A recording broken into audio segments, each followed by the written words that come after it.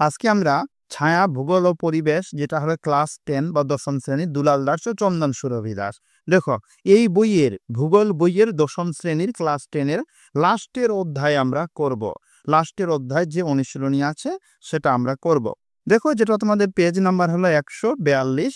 এখানকার 7 নাম্বার অধ্যায় উপগ্রহ চিত্র ও ভূম বৈচিত্র্য সূচক মানচিত্র। এই অধ্যায়ের যে অনুশীলনী দেওয়া আছে যেটা পেজ নাম্বার 150, এই যে দেখো অনুশীলনী দেওয়া আছে। তাহলে সম্পূর্ণ অনুশীলনীর সমাধান আমরা এই ভিডিওতে করব। তোমরা প্রথম থেকে ভিডিওটা সম্পূর্ণ দেখো আর প্রতিটি প্রশ্নের উত্তর তোমরা নিজেদের খাতায় লিখে নাও। তাহলে আমরা এবার স্টার্ট করি। অনুশীলনী বহু বিকল্প ভিত্তিক প্রশ্ন মান 1 নাম্বার 1, ভারত থেকে প্রেরিত কৃত্রিম উপগ্রহ হলো IRS না ল্যান্ডস্যাট, স্পট না স্টেশন? এটার উত্তর হবে অপশন এ, IRS। কি বললাম? Option A. তারপরে নাম্বার 2, মিলিয়ন সিট ভূবৈচিত্র্য সূচক মানচিত্রের অক্ষাংশ ও দ্রাঘিমাগত বিস্তার। এটির উত্তর হবে অপশন এ। নাম্বার 3, টপোগ্রাফিক্যাল মানচিত্রে সমোন্নতি রেখা অঙ্কন করা হয় যে রং দিয়ে তা হলো? উত্তর হবে এ, বাদামি রং। নাম্বার 4, ইনস্যাট হলো ভূবৈচিত্র্য সূচক মানচিত্র কৃত্রিম উপগ্রহ না প্রাকৃতিক উপগ্রহ? এটার উত্তর হবে অপশন বি। কি বললাম? Option B. অতি সংক্ষিপ্ত উত্তর ভিত্তিক প্রশ্ন মান 1, এখানে শূন্য স্থান পূরণ করো। এখানে 1 থেকে মোট যে 4টি শূন্য স্থান আছে আর সত্য মিথ্যা আছে, আমরা প্রশ্ন উত্তর অনুযায়ী পরপর করব।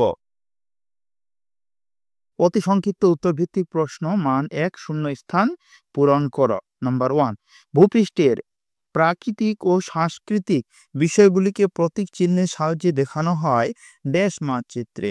উত্তর হবে ট্রপোগ্রাফিক্যাল মানচিত্রে। নাম্বার 2, আন্তর্জাতিক সিরিজের মানচিত্রের মোট সংখ্যা ড্যাশ? অ্যান্সার হবে 1046। নাম্বার 3, ভারতের মহাকাশ গবেষণা সংস্থান ড্যাশ স্থানে অবস্থিত? উত্তর হবে বেঙ্গালুরু। নাম্বার 4, রাডার হলো ড্যাশ সেন্সর? উত্তর হবে সক্রিয় সেন্সর। সত্য মিথ্যা নিরূপণ করো মান 1। নাম্বার 1, উপগ্রহ চিত্র ব্যাখ্যার জন্য কম্পিউটারের ব্যবহার আবশ্যিক? সত্য। নাম্বার 2, উপগ্রহ চিত্রে লাল বর্ণের সাহায্যে বনভূমি বোঝানো হয়? সত্য। নাম্বার 3, মহাকাশে কৃত্রিম উপগ্রহ যেখান থেকে চালু হয় তা হলো প্ল্যাটফর্ম? মিথ্যা। নাম্বার 4, উপগ্রহ চিত্রে ছদ্মরং ব্যবহার করা হয়? সত্য। 4 নাম্বার কি বললাম? সত্য। সত্য মিথ্যা তাহলে আমরা করলাম 1 থেকে মোট 4 অবধি। এবার দেখো স্তম্ভ মিলাও, যে বাম স্তম্ভের সঙ্গে ডান স্তম্ভ। তাহলে প্রথম চিহ্ন আছে প্রচলিত প্রতীক চিহ্ন, এটার উত্তর হবে ভূবৈচিত্র্য সূচক মানচিত্র। নাম্বার 2, লাল রঙের রেখা, এটা হবে সড়ক পথ মানে অপশন এ। নাম্বার 3, ছদ্ম রং, এটার উত্তর হবে উপগ্রহ চিত্র। এবার আমরা 2-1টি শব্দে উত্তর দাও। এখানে 1 থেকে মোট 4টি প্রশ্ন আছে করব, তারপর 2 মার্কে দেখানো 1 থেকে 7টি প্রশ্ন আছে, আমরা এবার পরপর করব। সত্য মিথ্যা তো 2-1টি শব্দে উত্তর দাও। উপগ্রহ চিত্রে তথ্য সংগ্রহের পদ্ধতিকে কি বলে? উত্তর হবে দূরসংবেদন বলে। নাম্বার 2, ছদ্মরং কোন চিত্রে ব্যবহার করা হয়? উত্তর হবে উপগ্রহ চিত্রে। নাম্বার 3, একটি জিও স্টেশনারি উপগ্রহের উদাহরণ দাও। অ্যান্সার হবে ইনসার্ট, INSAT। নাম্বার 4, ভারতের কোন সংস্থা ভূবৈচিত্র্য সূচক মানচিত্র প্রস্তুত করে? উত্তর হবে ইসরো, ISRO। এবার আমরা 2 নাম্বার করব সংক্ষিপ্ত উত্তর ভিত্তিক প্রশ্ন মান 2।